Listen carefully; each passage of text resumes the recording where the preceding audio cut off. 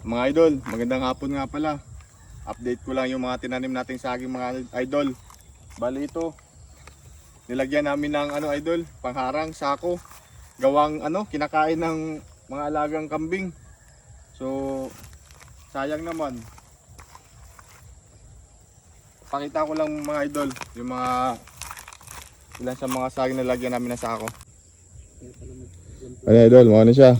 Punta nga namog sako. Wala kasi naubos yung dahon eh. Tinalian na namin yan kaso abot pa rin nila. Sayang naman. Maganda pa naman itong mga saging na ito mga idol. Lakatan yung iba.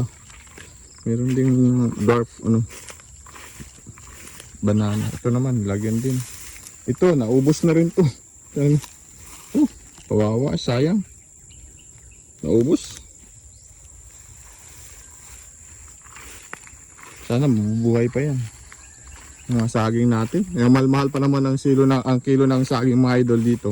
Maabot na ng 60 to 70. Wala. Ito.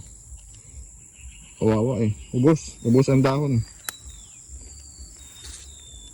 Yun lang mga idol.